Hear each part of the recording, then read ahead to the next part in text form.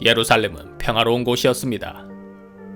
기독교, 이슬람교, 유대교의 성지가 각각 존재했고 사람들은 저마다의 신앙으로 평화롭게 살고 있었습니다. 히브리어로 평화의 도시라는 뜻을 가진 이곳은 기원전 1000년 무렵 다윗 왕이 이스라엘 왕국의 수도로 삼았으며 기원전 63년에는 로마군이 차지하면서 기독교의 성지가 되었고 638년에는 이슬람교를 믿는 아랍인이 차지하면서 당시 예루살렘은 이슬람 세력의 땅이었습니다. 그래도 이슬람 사람들은 유럽 사람들이 예루살렘으로 와서 성지 순례하는 것을 막지 않았습니다. 평화의 도시니까요. 저 길 좀 물어보겠습니다. 성묘교에 갈락하면 어디로 가면 됩니까? 유럽에서 오신 것 같은데 피부가 참말로 없어. 이 짝으로 쭉 가면 되는데 근데 숙소들은 정하셨는가? 아랍인에게 유럽인들은 관광 수익을 주는 사람들이니 굳이 막을 이유는 없었습니다.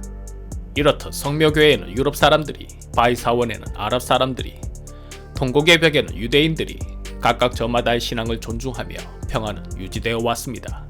그런데 셀주크 티르크가 예루살렘을 차지하면서 상황은 완전히 바뀌게 됩니다.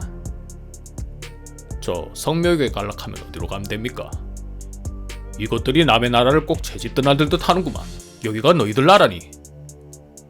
예루살렘의 세주인 셀주크 제국은 순례자들이 어떤 이익을 주는지를 몰랐고 자기네 땅에 함부로 드나드는 유럽인들을 박해했습니다.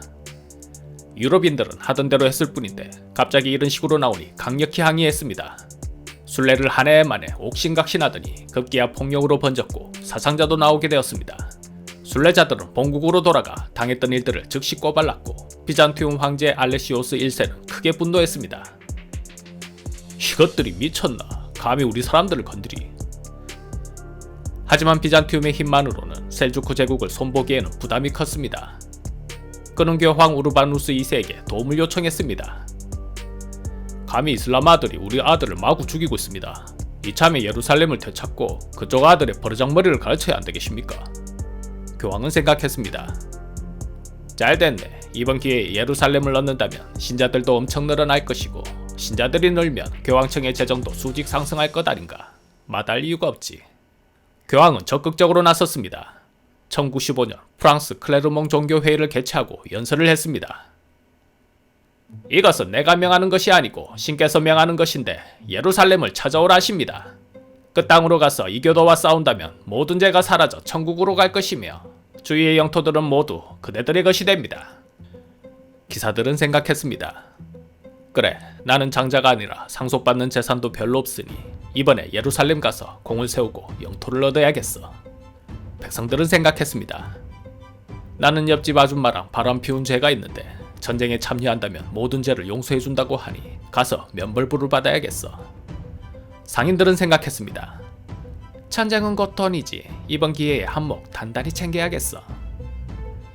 저마다의 계산기를 두들겨 보니 예루살렘 전쟁은 해볼 만한 일이었습니다. 군중들은 하나같이 외쳤습니다. 신께서 그것을 바라신다. 신께서 그것을 바라신다는데 더 무엇이 필요하겠습니까? 서로 전쟁에 참여하겠다고 지원하니 정규군의 숫자가 6만에 이르렀습니다. 1096년 드디어 1차 십자군이 출정하였습니다. 그러나 그들의 기세는 오래가지 못했습니다. 일시적 분노로 조장된 데다 저마다의 목표도 틀렸으니 일사불란하게 움직일 수 있는 지휘체계가 전혀 없었습니다. 삼국지를 보면 역적 동탁을 토벌하고 한시를 지킨다는 명분으로 18로 제후들이 연합하였지만 곧 서로의 이해 관계로 내분이 일어나 무너진 적이 있었지요. 특히 원소의 군량 공급 중단은 연합이 깨지는 결정적 역할을 했었습니다. 십자군도 마찬가지였습니다. 예루살렘에는 가기도 전에 보급에 문제가 생겼고 비잔티움 황제는 식량을 지원할 생각이 없었습니다. 아니, 그쪽이 먼저 싸우자고 해놓고 식량 지원을 안 해주면 어쩌자는 겁니까? 세상에 공짜가 어딨나? 전 그렇다면 여기에 서명하고 식량을 받아가시던가. 이게 뭡니까? 식량을 받는 대신 전년 땅은 우리 비잔티움에 귀속한다는 각서일세. 그런 게 어디 있습니까? 싫으면 그냥 굶어 죽던가. 내가 무슨 빙다리 핫바지로 보이나? 이딴 식으로 나오면 나도 가만히 안 있지. 부족한 식량은 약탈로 이어졌습니다. 약탈은 학살로 이어졌습니다. 그 과정에 수많은 유럽 사람들이 자기들끼리 싸우다 죽어나갔습니다.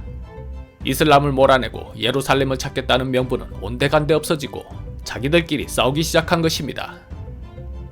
첫 판부터 삐걱거린 십자군은 5주 만에 갈 수 있는 예루살렘을 3년이 지나도록 도착하지 못하고 큰 혼란을 겪었습니다. 이에 많은 병사들이 죽었고 도착하고 보니 남은 병력은 고작 1만 3천여 명이었습니다. 그런데 이슬람 세력의 내분도 만만치 않은 상황이었습니다. 그들은 십자군에 제대로 저항할 형편이 되지 못했습니다. 심지어 자신들을 공격하지 말라며 뇌물까지 주는 세력도 있었습니다. 두 세력 모두 막장 군대들이었지만 승리는 십자군에게 돌아갔습니다. 1099년 결국 십자군은 성지 탈환에 성공하고 예루살렘 왕국을 세웠습니다. 하지만 애초에 욕심으로 시작된 전쟁이었습니다. 1차전의 성공은 또 다른 전쟁을 낳았습니다. 그 당시 1차전에 참여하지 않았던 다른 유럽의 왕들은 배가 몹시도 아팠고 급기야 더 많은 땅을 얻겠다며 2차 십자군 전쟁을 일으켰습니다. 그러나 분열된 이슬람의 영웅이 나타납니다. 누구일까요? 바로 살라딘입니다. 그는 260년간 이집트를 다스린 파티마 왕조를 격파하더니 분열된 이슬람을 통합하고 이집트, 시리아까지 지배하는 술탄이 되었습니다. 그는 말했습니다. 모두 힘을 합해 예루살렘을 되찾자. 살라딘은 반격에 나섰습니다. 그는 천하무적이었지만 전쟁 매너도 있었습니다. 일반인들의 살상을 금지했고 약탈도 금지했습니다. 오직 예루살렘만 되찾겠다는 목표로 싸웠고 쓸데없는 희생은 최소화하였습니다. 살라딘은 너무나 강했습니다. 유럽인들은 속절없이 무너졌습니다. 살라딘의 활약으로 1187년 하틴 전투에서 승리한 이슬람군은 결국 예루살렘을 되찾았습니다. 그렇다면 역대급 무쌍을 찍는 살라딘이 나타났으니 유럽은 그냥 이대로 찌그러져야 할까요? 아닙니다. 이때쯤 유럽에도 최고의 영웅이 나타납니다. 누구일까요? 바로 사자왕 리처드입니다. 1190년 그는 십자군을 이끌고 예루살렘으로 달려갑니다. 그의 전투력은 대단했습니다. 안전하게 후방에서 지휘 이런 거 없었습니다. 적이 보이면 나 리처드야 하면서 그냥 뛰어들어가 공격을 퍼부었습니다. 그 모습은 마치 호랑이가 양떼들 속에 뛰어들어가 마구 휘젓는 것 같았습니다. 살라딘은 혀를 내두르며 물어보았습니다. 저 사람은 도대체 누구인가? 영국 국왕 리처드입니다. 워낙 용맹하여 사자왕이라 불립니다. 비록적이지만 정말 대단한 놈이로구나. 물론 내가 더 대단하지만. 두 진영의 싸움은 곧 시작되었고 어느 한쪽도 밀리지 않는 치열한 공방전이 이어졌습니다. 사자왕 리처드는 평소처럼 앞장서 싸웠고 그에게 덤빈 이슬람 장수는 낙엽처럼 떨어져 나갔습니다. 살라딘은 리처드의 용맹함에 더욱 감동했는데 그가 말을 타지 않고 싸우자 이렇게 말했습니다. 천하의 영웅이 저렇게 싸웠어야 되겠느냐. 내가 아끼는 명마 2마리를 보내주어라. 리처드 또한 살라딘의 인품에 감격했습니다. 하지만 전쟁은 현실입니다. 감동이고 나발이고 그곳은 살육의 현장입니다. 먼저 죽이지 않으면 자신이 죽는 곳에서 두 영웅의 치열한 전투는 계속됩니다. 그러던 어느 날 리처드가 보이지 않았습니다. 살라딘은 궁금했습니다. 사자왕이 보이지 않는다. 어찌 된 것이냐? 열병에 걸려 알아누웠다고 합니다. 살라딘은 즉시 자신의 주치의를 리처드에 보내 병을 돌보게 해주었습니다. 원래 아플 때 잘해주는 사람이 있다면 뻑가게 되어 있지요. 이성간에도 아플 때 잘해주면 게임 끝납니다. 리처드 또한 살라딘의 인품에 크게 감동합니다. 어쩌면 그 일로 반드시 승리해야 한다는 투지가 사라졌는지도 모르겠습니다. 그것이 살라딘의 심리전이었다면 대단한 지략가일 것이고 그저 적을 배려하는 마음이라 해도 엄청난 인품입니다. 결과적으로 리처드는 소규모 전투는 많이 이겼지만 끝내 예루살렘을 얻지는 못합니다. 지칠 대로 지친 리처드는 편지를 보냈습니다. 정말 대단하십니다. 지금까지 싸워 한 번도 지지 않았던 나도 당신만은 넘어설 수 없겠습니다. 하지만 나도 자존심이 있지. 그냥 돌아갈 수는 없습니다. 빈손으로 간다면 백성들이 뭐라 하겠습니까? 그래서 제안을 드립니다. 예전처럼 백성들의 평화로운 성지순례는 가능하게 해주십시오. 그리 해준다면 군을 철수할 것입니다. 살라딘은 흔쾌히 받아들였습니다. 철군하는 십자군이 무사히 돌아갈 수 있도록 배려도 해주었습니다. 살라딘의 인품이 너무나 강렬해서 유럽에서는 그의 팬클럽이 생길 정도였다 합니다. 그러나 전쟁은 끝나지 않았습니다. 1202년 4차 십자군 전쟁이 다시 시작되었습니다. 이번에는 헤로를 통해 이슬람교의 본거지인 이집트가 목표였습니다. 그러나 오랜 전쟁에 십자군의 재정은 넉넉하지 못했습니다. 해상 공격을 하려면 군사와 물자를 실을 수 있는 많은 배가 필요했습니다. 십자군은 베네치아 상인에게 싸바싸바했습니다. 배를 탈 수 있게 도와주시오. 이집트만 정리하면 많은 돈이 생기니 그때 뱃사슬 지불하겠소. 나중에 준다는 놈치고 제때 주는 놈 못 봤습니다.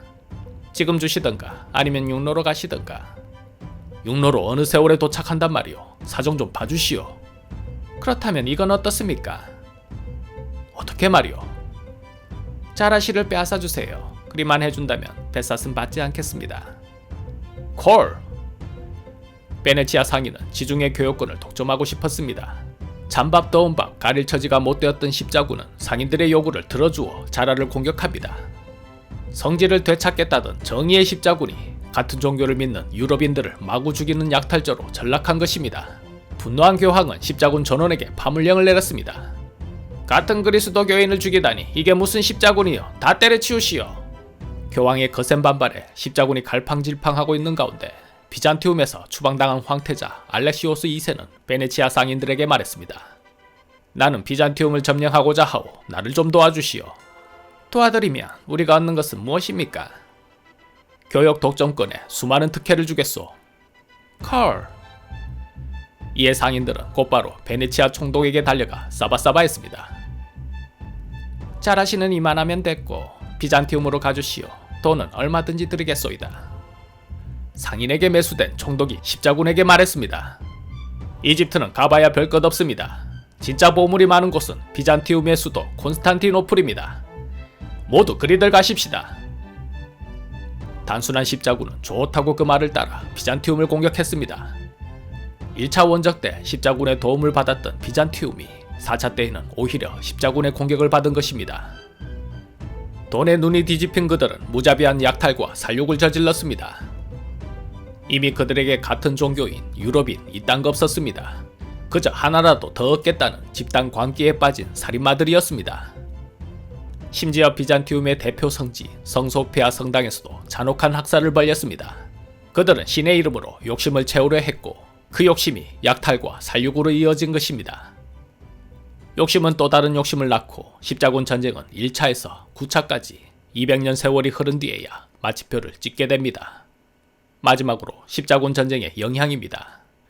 유럽인들은 자기네들끼리 약탈과 살육을 했을 뿐 예루살렘을 얻지도 못했고 역사에 부끄러움만 남겼습니다. 신의 뜻이라 해놓고 아무런 이익 없이 전쟁에 졌으니 교황권은 크게 위축되었고 신앙의 약화로도 이어졌습니다. 그 와중에 이탈리아 상인들은 새로운 무역로를 개척하고 상권을 장악하니 돈을 더 많이 벌었습니다. 전쟁 중에 이슬람의 음식 문화를 접한 사람들은 새로운 세상에 눈을 떴습니다. 후추와 향신료를 고기에다 뿌려서 먹으니 그 맛이 개꿀이었습니다. 수많은 사람들이 서로 사겠다고 나오니 후추는 부르는 게 값이었습니다. 이에 왕과 상인들은 후추를 구할 바닷길을 찾았습니다. 콜럼버스가 말했습니다. 지구는 둥그니까 이쪽 바닷길로 계속 가다 보면 뭔가 나올 것입니다.